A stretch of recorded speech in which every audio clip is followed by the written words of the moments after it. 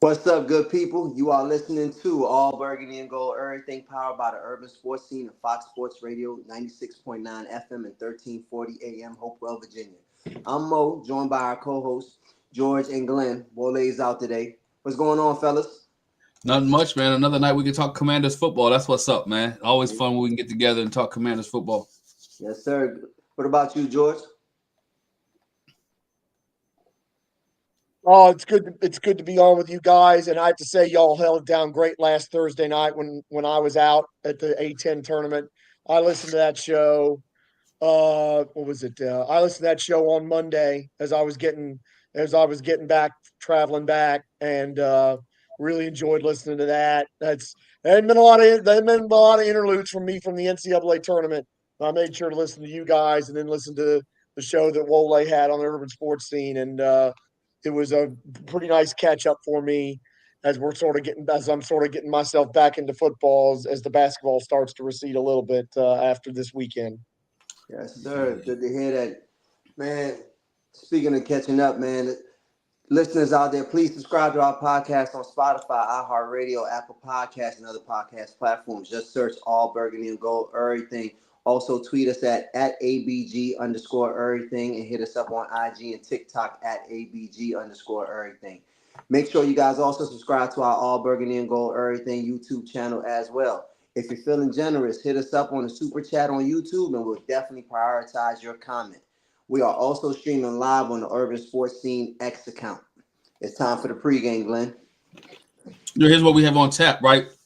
Brian Robinson trade rumors. We're going to talk about Brian Robinson. Should he be traded from the Washington Commanders? And if so, what should the Commanders get for him? Also, we're going to talk about Commanders offseason moves, the new move that they made this week. And then we're going to wrap up talking about how the NFC East is shaping up with the Washington Commanders, Philadelphia Eagles, New York Giants at this current point as free agency wraps up and as we move into the draft. So let's get it started here. Look, there have been rumors talked about Brian Robinson Jr. We know that Brian Robinson Jr. has been productive, but not as productive as he should have been for the Washington Commanders in the past couple of years. He's also been hurt. He's also been injured, right? And a lot of people blaming Brian Robinson Jr. for the lack of productivity at the running back position. In 2023, coming off injury, coming off of getting shot, Brian Robinson, his rookie season, Brian Robinson had 733 yards, 5 touchdowns, 36 receptions. In 2024, Brian Robinson had 799 yards, 8 touchdowns, and 20 receptions, but he was also hurt part of that season as well. Your thoughts on Brian Robinson Jr.? Should Washington be looking to move him after the draft if they draft a running back? George, I'll let you take it away. I mean, if they can get a day 3 pick for him for next year, sure. You know, it's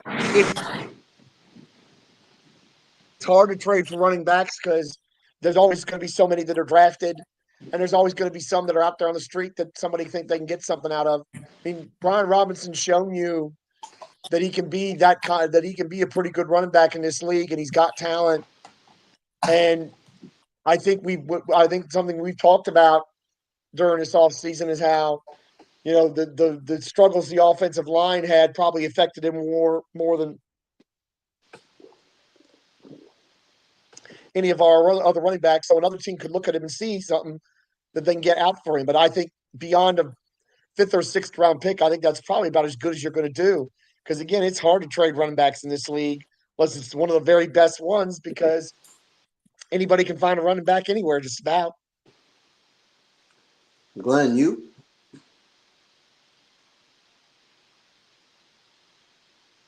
I think you're on mute, Glenn. Okay, he's still on his rookie deal, right? So let's be. I would say keep him around one more year. This would be the year of Brian Robinson, right? Brian Robinson has to be able to produce this year. Give him this year to produce. And if he produces with a good offensive line with Jaden Daniels and with all the weapons that Washington has, he produces, then you can talk about paying him or not paying him or getting rid of him. But he has to produce. He has to stay healthy.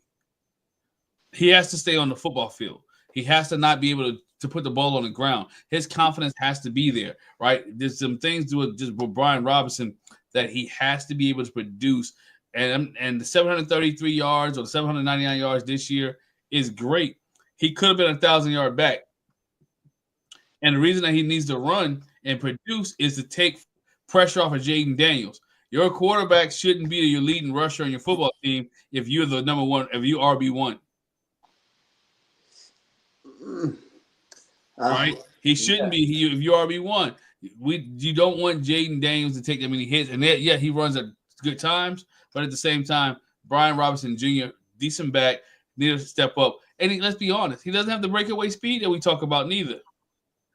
Listen, in terms of Brian Robinson being traded, I think that's going to be a tough sell.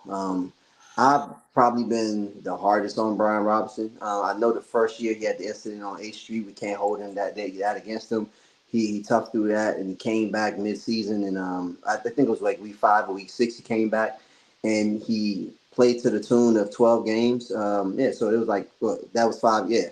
So he played to the tune of 12 games. He had 797 yards, and you saw upside there, especially because of the situation that happened to him. The following year, Eric Bieniemy comes in, and everybody's blaming Eric Bieniemy and the amount of carries and the run game lack of production because of the amount of carries that were lost from the year prior for Brian Robinson. He went from 205 carries to 178.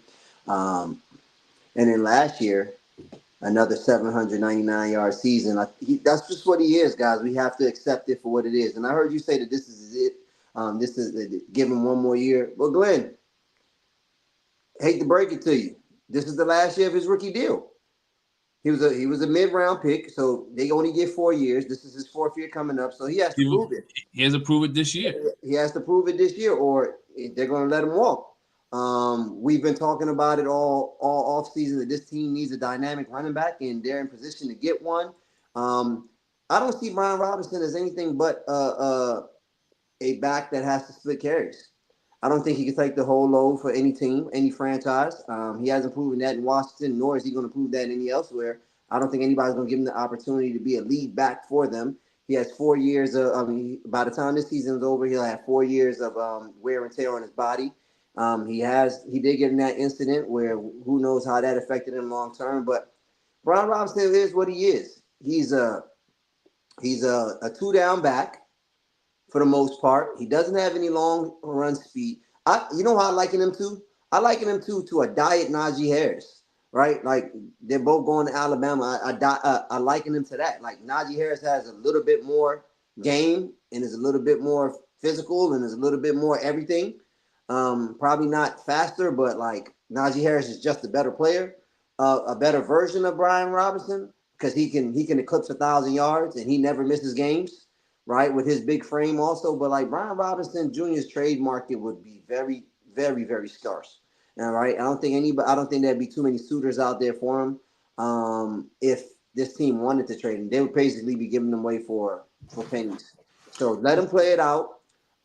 Still draft a running back this year and see if anybody can come in and help. Have a 1-2 punch, right? If he could produce the 799-yard clip, and there was another running back that could produce at that clip or more, I think that would be more serviceable to this team. But in terms of trade value, I don't see how there would be much of a market for him. Even for picks, if they wanted to say, you know what, we want some extra picks, let's trade Brian Robinson on draft day, right? And we'll get some X amount of picks, right? Right, but what kind of picks are you getting? You talking about 7th and 6th? I don't see anybody giving up a 5th round pick for Brian Robinson, if I'm being honest. Okay. Maybe I'm down on him, but like I hate to be down on him like that, but I don't see the value there. Especially he plays a running back position. What is the one thing that we can say that Brian Robinson does great? I don't think there is any one individual skill that we can say he does that is over the top. And that's the problem. Especially with at the running back position where they rather go younger anyway. No matter how old you are, they rather go younger anyway, right? They'll just get the next kid from college because there's plenty of running backs in college. And it's the easiest position, according to most scouts, to transition to the NFL in. So, that a trade value, I couldn't believe the rumors when I heard it because I didn't see how it could ever be a thing. Yeah, and I mean that room. You got Jeremy McNichols in that room. You got Austin Eckler in that room. You have Brian Robinson. We'll see a They little bit of brought back Chris Rodriguez too, didn't they? Yeah. Yes, Chris Rodriguez is there, and you'll see Debo Samuel's in that room a little bit. Yep, Debo Samuel's gonna get some carries. And the fan base is hoping that the team adds another one this offseason, in draft season, right? So you're talking Mm-hmm. about that's going to be a deep running back room. He is the one out of all of them that is the most imposing in stature, right? Depending on who they draft, right? So there is a role for him, right? I think he had a lot of success in the goal line last year, right? With his 8 touchdowns, a lot of them came in that area. Um, his longest run of his career was last year for 40 yards. Right. So we waited Against three. Tennessee, right? I mean, so we waited 3 years to see Brian Robinson run a 40-yard dash for the first time in the season. You know what I mean? Like, I'm not even trying to, uh, like I said, I don't want to talk bad, but like he leaves a lot to be desired at the position, and I think the team has been trying to, have an identity of a physical running game and whatnot. So that's his value, but like he wouldn't start on many other teams in the NFL. And it wasn't like he could find a way to get the yard or 2 yards that were needed by himself in short yardage because we had a lot of problems, especially late in the year in short yardage. No, and a And lot of Brian that, Robinson couldn't alleviate those. yeah, he couldn't. A lot of that is also was is the a lot of that is the offensive line, which we shored up this year, in free agency, and hopefully show up again in the draft. That we added one or two pieces to it. Speaking of shoring up the offensive line, and making new moves, Brian Adam Peters, the Washington Commanders are still making moves, right? They still make it. They're still making moves. They made some moves this week. Um, One of the biggest names. I'm going to save that guy for last because I want to ask you guys about him. That was just signed today. So here are some of the key moves that Washington has made since last time we was on. They added Sheldon Day, right? Defensive tackle Sheldon Day. They added Trent Scott, re-signed Trent Scott. We talked about Noah Iganagami last week. Nick Bellar, Jacob Martin, defensive end was added. Nate Harbig was added as a guard.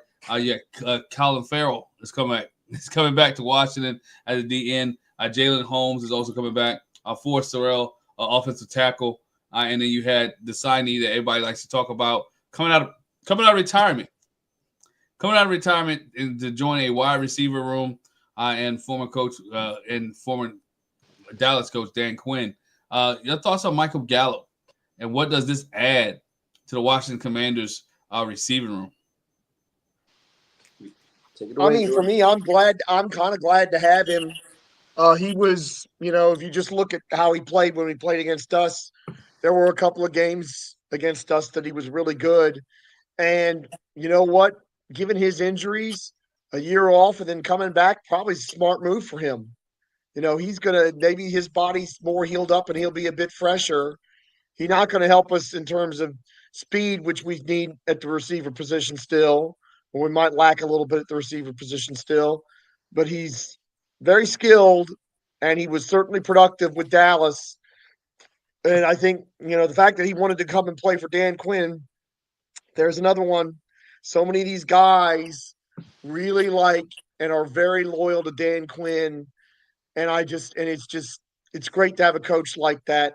That because players know him and absolutely love him, they're willing to come to your team. So I know there's been a lot of people making fun of it because of the fact that he was retired, but I'd want to retire to get away from Dallas too. Everything that's going on down there and all the foolishness that they're going through. So I'm glad to have Michael Gallup. I can't see him being anything but an asset to this wide receiver room. Mo, what you got? Uh, Once again, I hate to be the Debbie Downer around here, but call me Deborah. Um, right. Michael Gallup, like I think there was upside there back in 2019. He had a 1,000-yard season.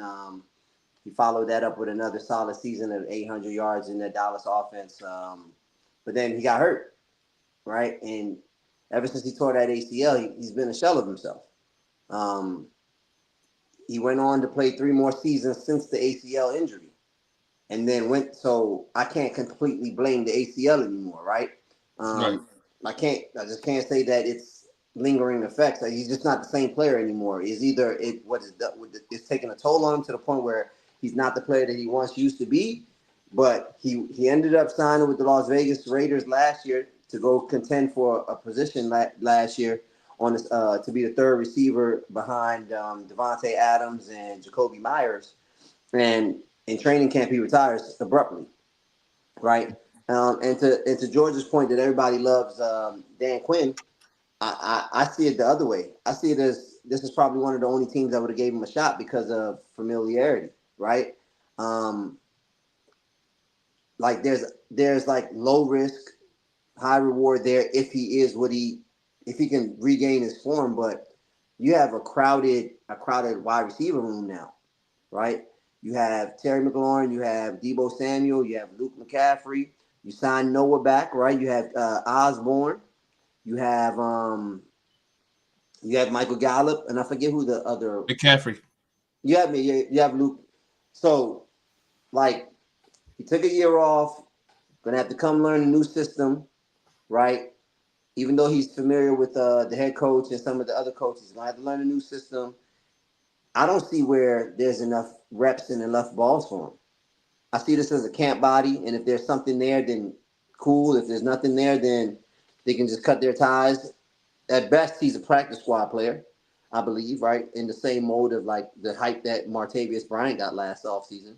So we'll see what comes of it.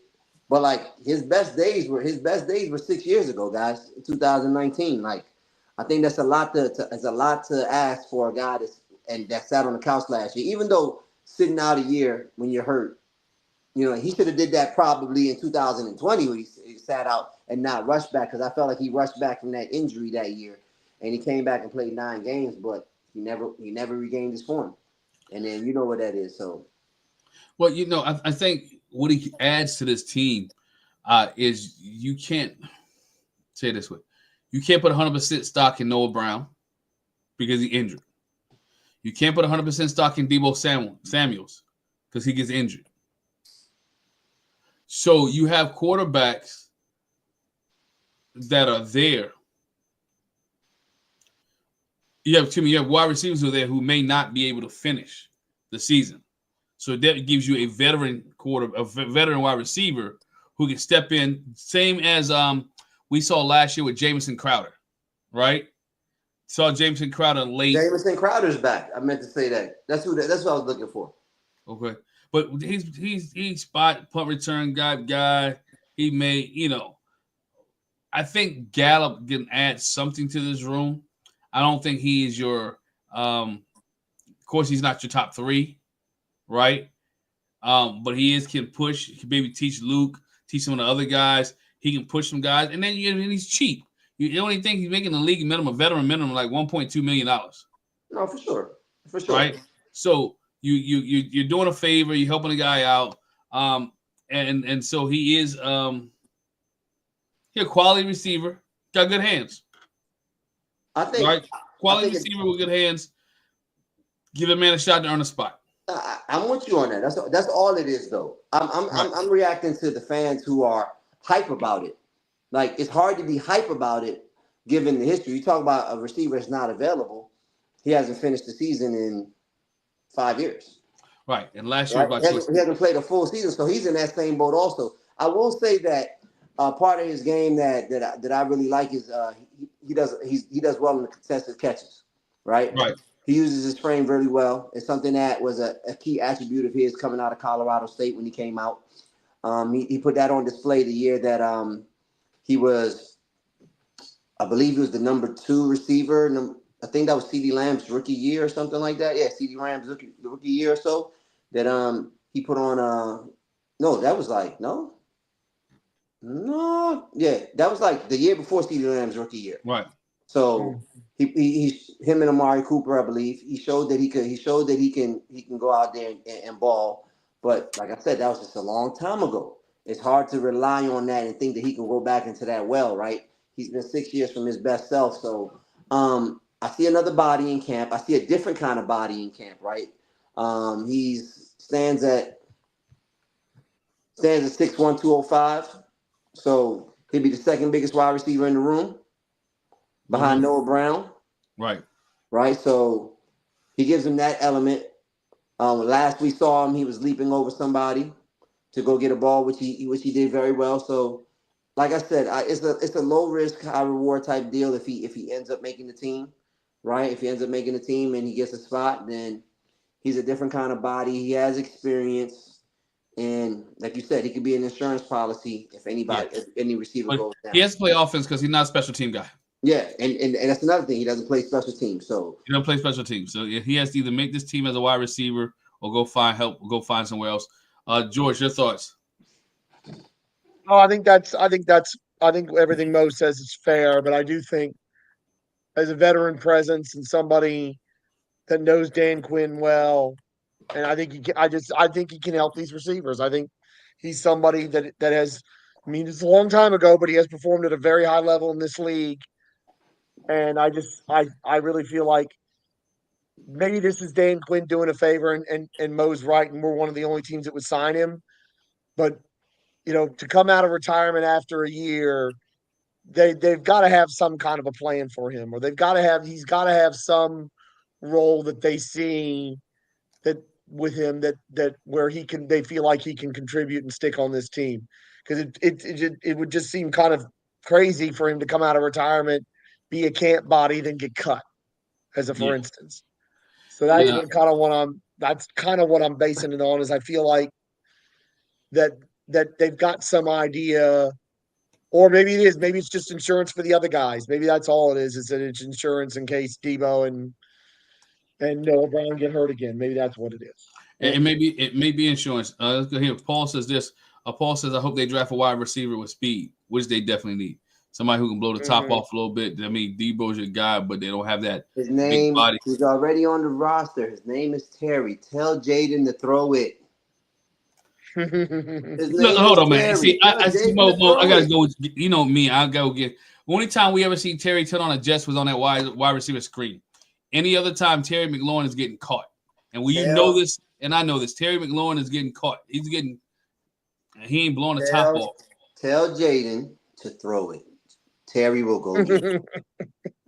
Y'all got to give Terry the chance. Terry's that guy. He runs 4.3.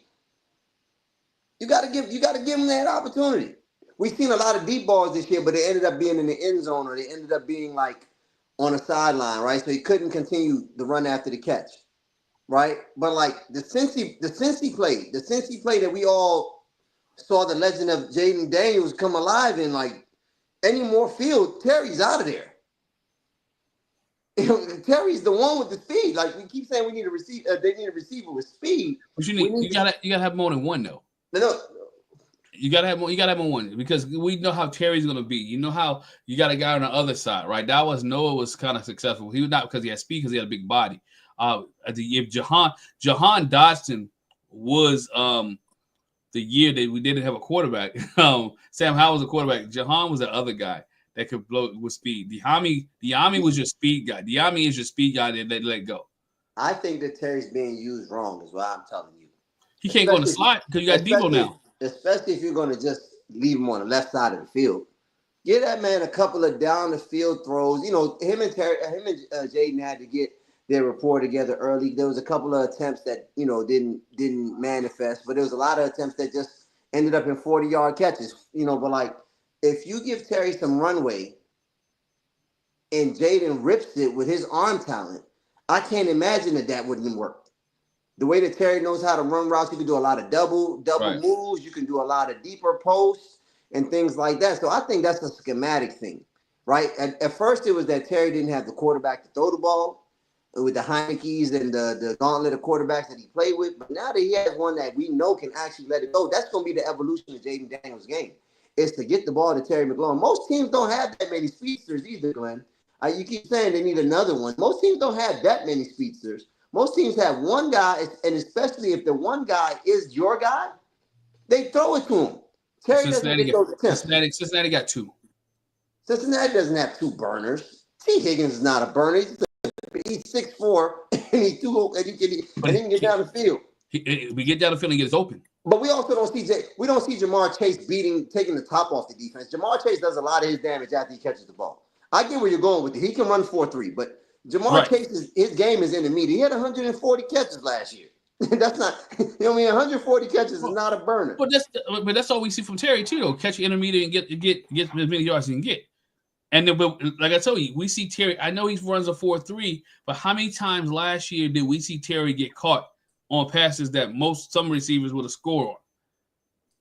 I can't recall too many, but I trust your eye. Yeah. I don't see Terry getting caught much. Like Terry has open field and you catch him. I don't see that happening too many times. Maybe George correct me if I'm wrong. I don't see that happening too. Now, open field, there was several games where Terry got caught, and there was several games where Terry got There caught. was no. We were pretty frustrated because about 4 times last year, Terry caught a deep pass and got tackled like inside the 5. Inside of 5. After And he it was caught it and he was really pulling away from it, he caught it, he's pulling away from somebody, or it was tightly contested. You No, got to give me full context. there was a couple of them that were tight and contested, but there was a couple of them where it looked he should have run away from him and he didn't.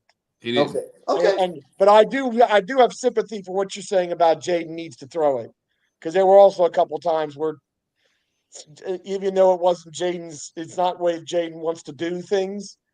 Sometimes you got to say bleep it, throw it. Terry's down there. Terry's over there. You got to give him a chance. I get your Jamar Chase point. I get T. Higgins is more so deep and jumping over your head and catching it and falling. He doesn't run away from people either. But like Jamar Chase has 4.3 speed, but you see it after he catches the ball, right? You see it after after he catches his yak. You don't never see Jamar Chase just running past somebody and catching the ball over the top of their head for an 80-yarder. That's not his game.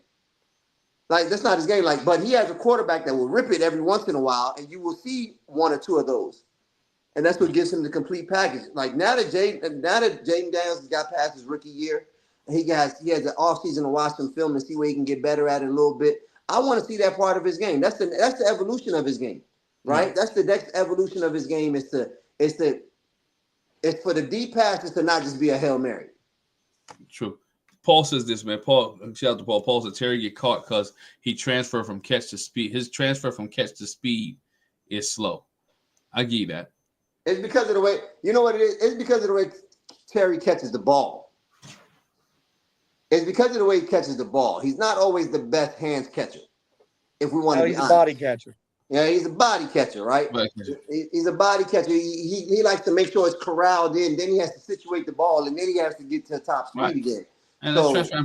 But we saw the speed a little bit with the screen. He was able to get downfield and he was able to get an angle. So again, it's how he catches it and how much room he has in order to move that. Before we move on to the next segment, the final segment of the night, guys, any other signees from this week that you thought was huge? Some of the guys that he brought back. They brought back Trent Scott, which they brought back, veteran offensive lineman. You may need him later on in the season, depending on how things shape out in the draft and how things go with Sam Cosmi. That was the only real big one that I saw. Like, you know what, that's kind of impactful. To having Trent Scott come back. I think you're underselling Noah Igbenogany coming back. And Trent Scott coming back, right? I think Trent Scott, especially with the situation at right tackle and the loss of Sam Cosmi, but now you can probably shift over. We're all assuming that they're just going to shift over Brandon Coleman. You need a guy that's been familiar with the team, right? You need a guy that's a swing. He can play multiple positions, right? And he's there. He knows the system. He can help if somebody else goes down, because we know one thing we know about a football season is offensive linemen get hurt. Right. And what I see Adam Peters doing is Adam Peters is trying to bolster the fronts. Right. We already talked about it on multiple shows that he's trying to match up mano with the Philadelphia Eagles, which is the thing to do because they're the class of the division. Right. Mm-hmm. So when you look at that, that's why a Sheldon Day comes in. Right. Even though they've signed Javon Kinlaw to $15 million, which I thought was grossly overpaid. But I'll save my opinion on that. Right. But he is a bigger body.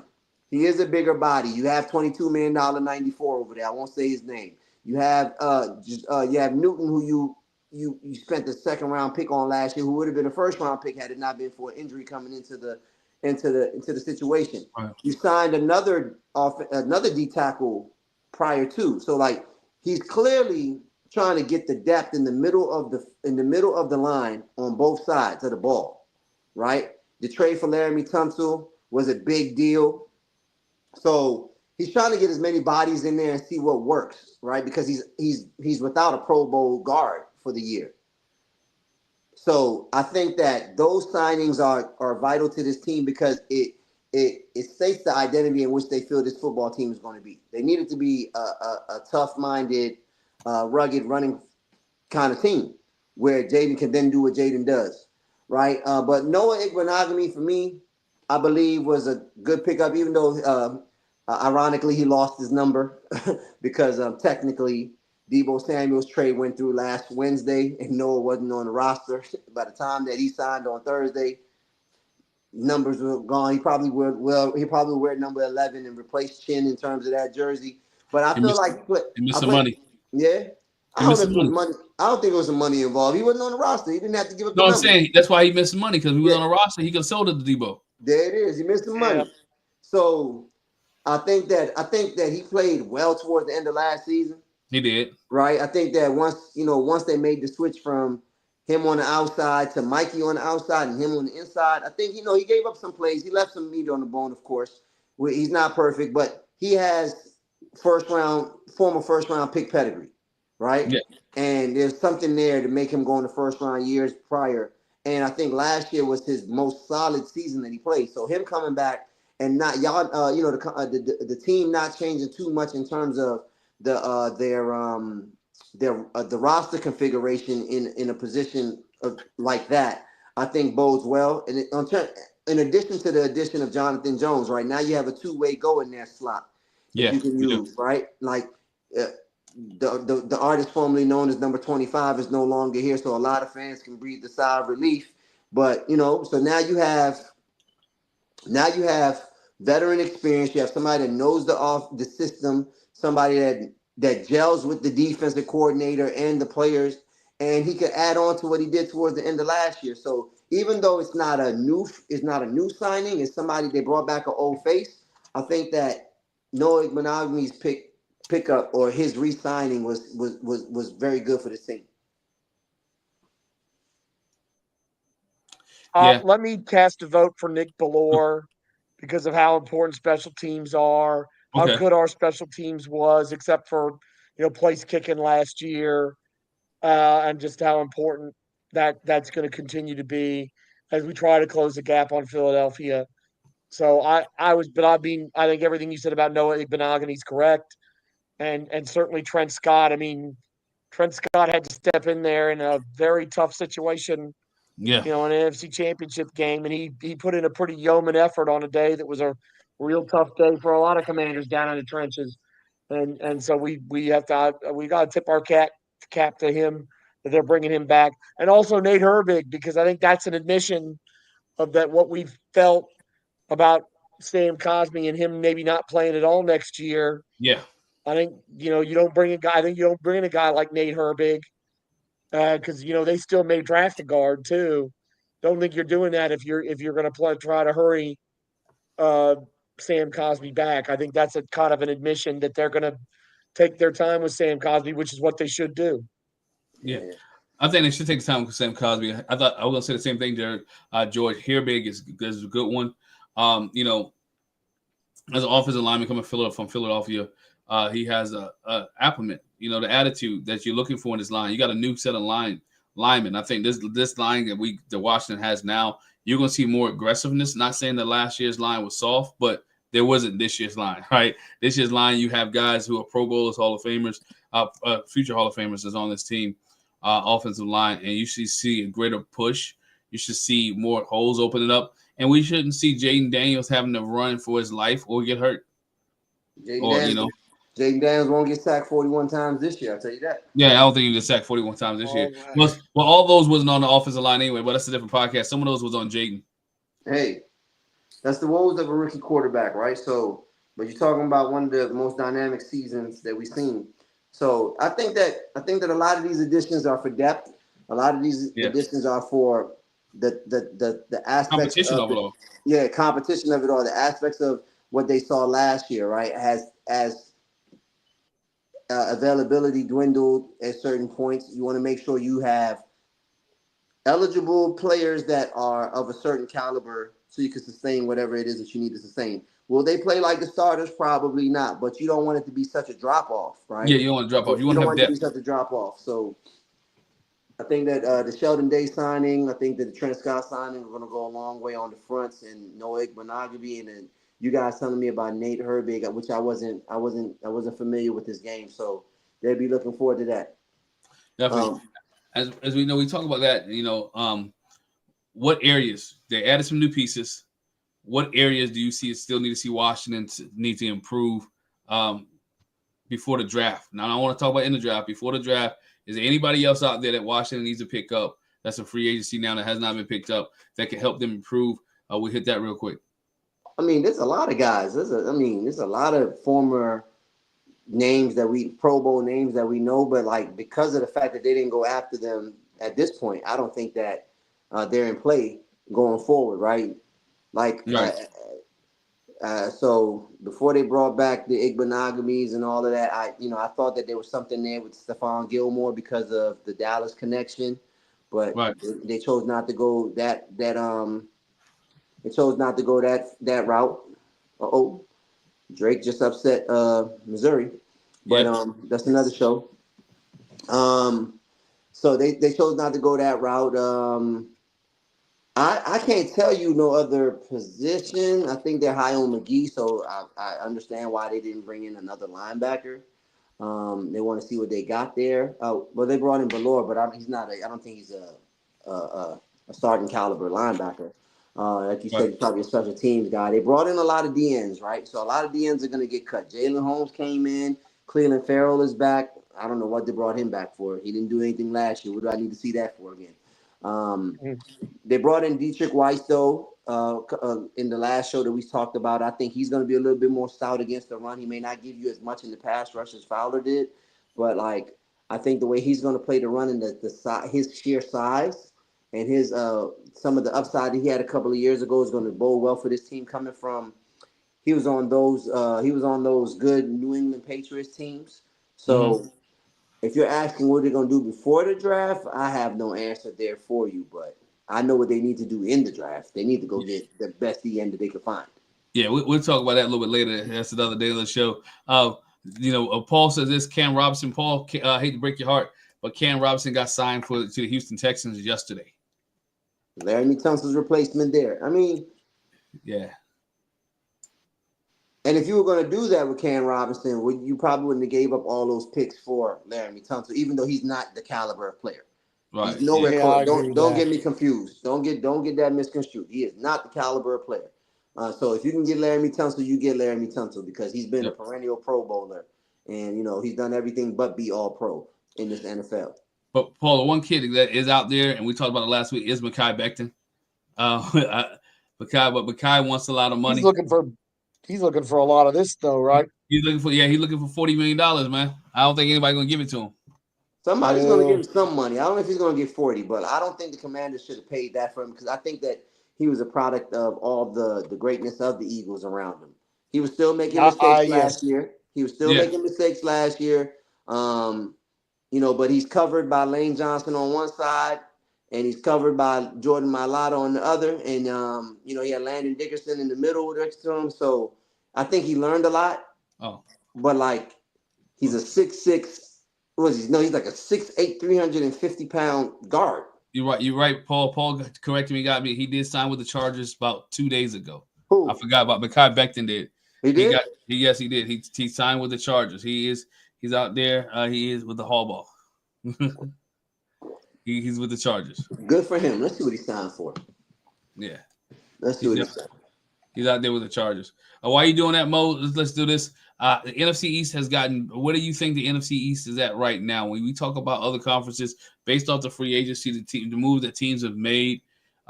Your thoughts on the NFC East, George? We'll talk. We start with you as Mo looks up what Mekhi Becton signed for. Okay, 2 years, $20 million. What was it, Mo? $20 million. 2 years, $20 million. Mm-hmm. Okay, not bad. Okay. $2 million. Good for him. And he can, if he proves it again, he'll get the bigger bag he's looking for. Yep. Mekhi Becton. In terms of the NFC East, I mean, it's kind of strange because Washington's done a lot, which I think everybody expected. Philadelphia hasn't done much, but they don't really need to. Mm-hmm. I don't know what Dallas is doing. I'm kind of scratching my head at them. Yeah. The Giants have been involved in a lot of quarterback stuff, but they haven't done anything yet. I I'm wouldn't sort of say waiting that, on George. what? I wouldn't say that. You try to say Russell Wilson? Well, No, I'm talking about in general, what the Giants have done in general. Oh. They say because Russell visited him this week. I think somebody else visited him too. I mean, I'm Russell, waiting to see what the. I mean, I'm waiting to see what the Giants are going to do at that spot because I, I like they to were into argue. Rodgers for a while, weren't they? Weren't they? Yeah, They're kind of involved in that. There's been talk about Kirk Cousins. There's been talk about Russell Wilson. that's the big position, right? But like for the sake of the question, in terms of free agency, where does this division rank in the NFC? In the NFC, they have to rank ahead of the NFC West because San Francisco is dismantling over there. Mm-hmm. Mm, yes. Seattle lost. They traded Geno and traded DK and cut Tyler Lockett and then signed Sam Darnold and Cooper Cup. Then we didn't hear much from the Rams outside of Mm-hmm. losing Cooper Cup, Well, they and that signed being they got Don Devontae Adams. no, I'm sorry, they got Devontae Adams. That's true. They got Devontae Adams. But they're not making many signings, right? They're going to go there with their young roster nucleus that they have. I think that that division is probably like third to me. Right. I think that Detroit lost both his coordinators. Detroit already was banged up all year, and they didn't make that many signings that I saw. Minnesota lost Sam Darnold, and they're going to have to rely on J.J. McCarthy. I don't like that. I don't like that move at all. But I That's going to suppose. be an issue, right? And Yeah. then Chicago signed every offensive lineman that has ties to Ben Johnson or that they could find in the first 3 days of free agency to try to protect Caleb. So they have some Yeah. upside there. And then the last team in that division, Green Bay, really hasn't done anything, right? So they're probably second because of just what they did last year. You got to think that Detroit is not going to be the same losing both your coordinators. I don't Right. care how you dice that up. And then you got Aiden Hutchinson, who's coming off of an injury. Aiden Hutchinson is Broken leg. coming off that gruesome injury. Like he's probably going to be ready, but like he's going to take time. They didn't make that many additions. We're going to have to see what they did in the draft. The NFC South is the Saints don't have any money. They lost Lattimore last year in the trade. The Giants nabbed one of their better corners. Um, I didn't see any big deals from them. I didn't see any big deals from Tampa outside of bringing back Chris Godwin. But that's bread and butter for them, right? That's the staple for them. Um, the Carolina Panthers didn't do much except for sign J.C. Horn to our outrageous $25 million contract, which I could not understand. But $25 million It per. And it feels like most of the Hey, NFC's but in a talk about his holding agent, baby. pattern, He got a doesn't good it? agent. What was that, George? Doesn't it feel like a lot of the NFC's in a holding pattern? Because right, except for Yes. the NFC I North, NFC mean, East, except for us, hmm, right? So the Giants signed Paulson Adebo. He's an up and coming corner. Mm-hmm. Supposed to be his opportunity to show that he's CB1. They got the best safety in free agency in Javon Holland. They signed back Darius Slayton. They fortified the line with a couple of picks on the offensive line and the defensive line to keep some people off of Dexter Lawrence. Um, and then the draft is going to be big for the Giants, but I'm a Giants fan, and objectively, I can say I like what they did. I can't say that I was in love with it. It was solid picks. You get Javon Holland. They fortified Yeah.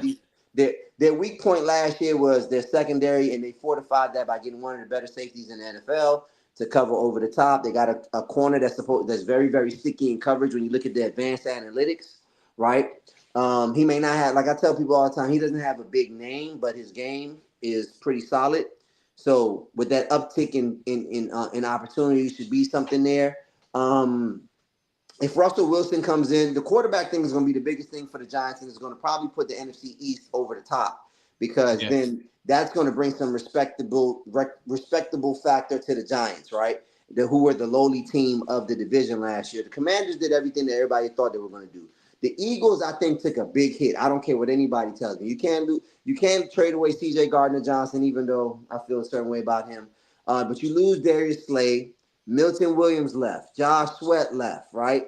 Yeah, like I just don't assume that it's going to be plug and play that way, right? You said they lost a lineman, even though he may not have been a starter and whatnot, and they didn't add too much more, right? But because they won the Super Bowl, everybody's saying in Howie they trust.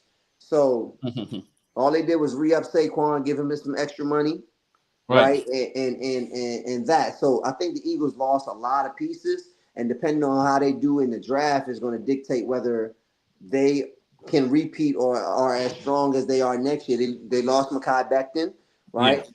They made a trade with who did in the trade with Houston, they got a guard that wasn't performing well in Houston, but they're banking on their coaching to build him up. And I just don't think that that's transferable like that, right? So I think they took a hit.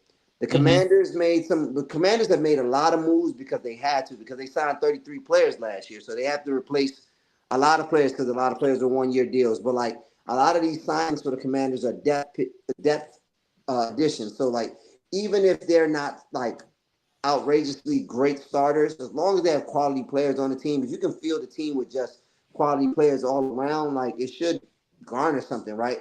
And they got the most movement with the Laramie Tunsil trade and the Deebo Samuel trade. And if you're an optimist, you'll say that everything's on the up and up. Yeah, but we all know everything got to gel together too, and you got to see OTAs, you got to see training camp. Training camp is when I really look at the team and say, you know what, this is where it's at, right? For all this other stuff, the walkthroughs, all the names, it's about the cohesiveness. It's about building a brotherhood together, building them and collecting them, and then letting them play for each other. And the 1-year contracts make everybody play because everybody want to get paid. I want to kind of go back to something to Mo's excellent breakdown in this sense. Outside of the Bears, nobody in the NFC except the NFC East is making moves. And that's what kind of leaves me a little bit, I guess confused isn't the right word, but I'm kind of questioning what's going on.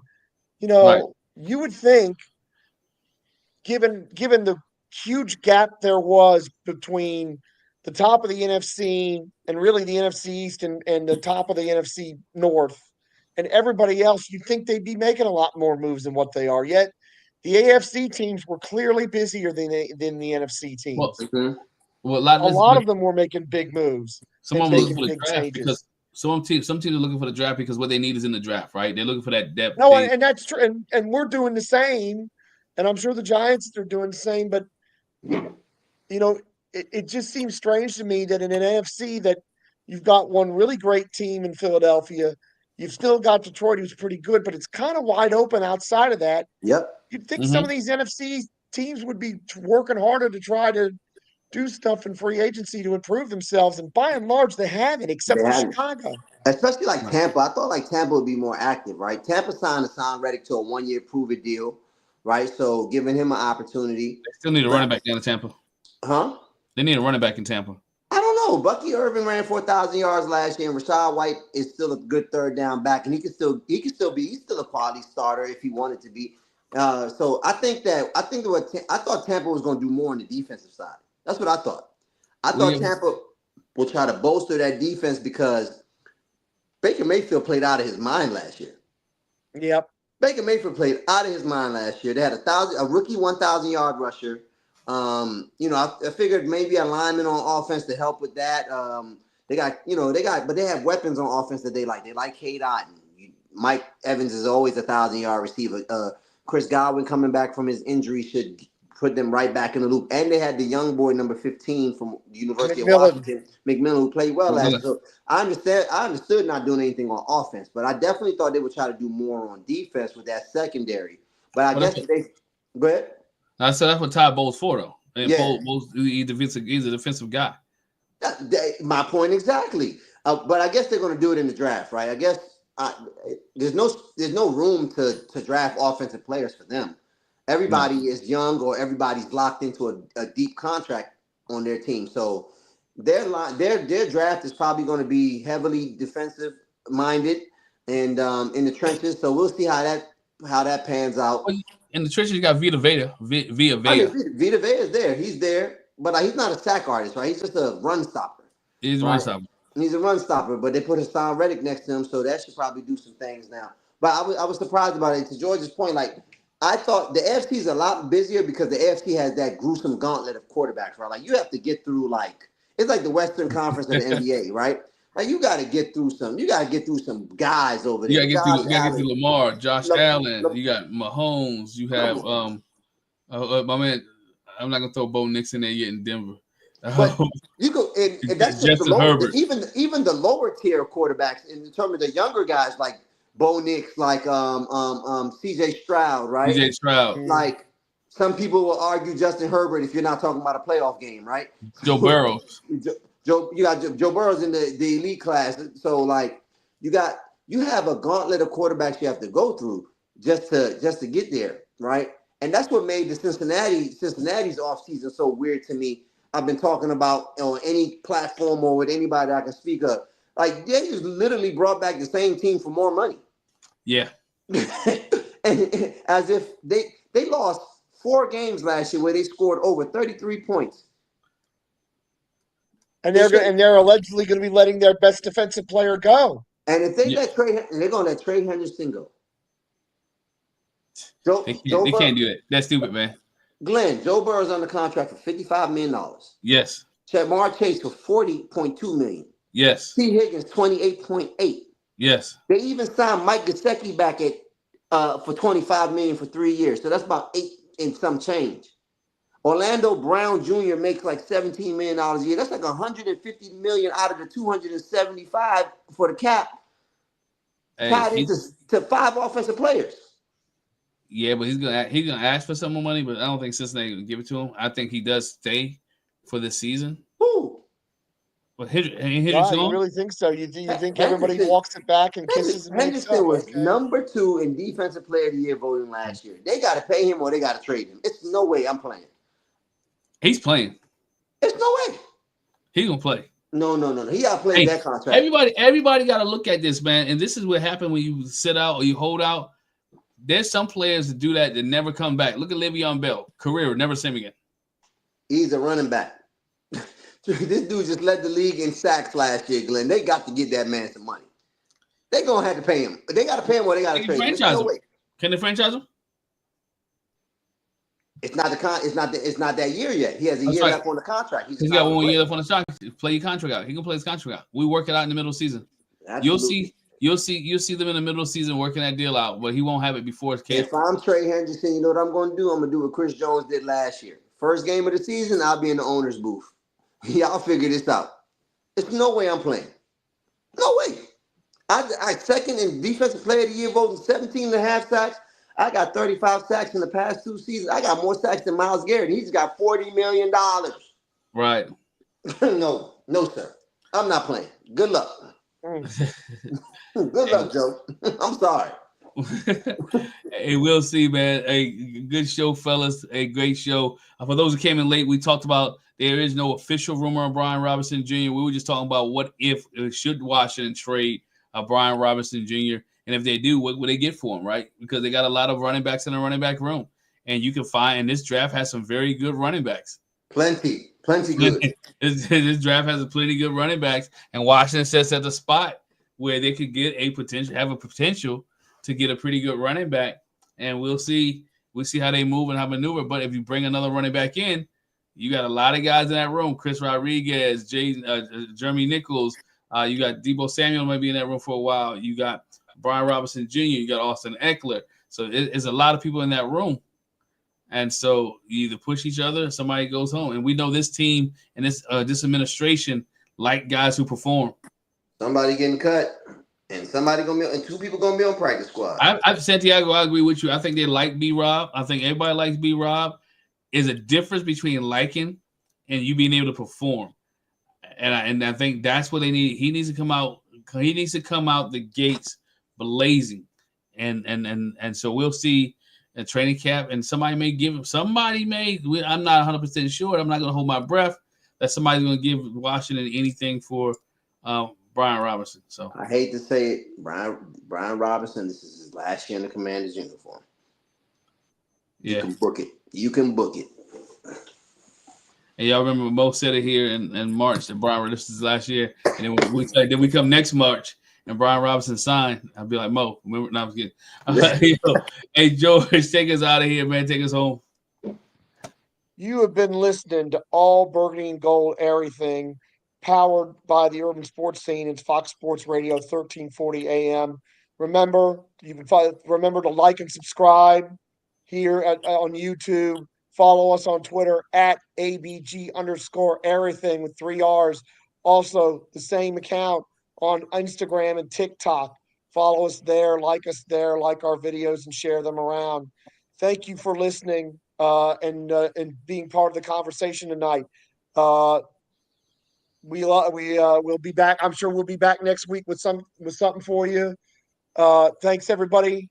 We are out of here. Deuces. Deuce.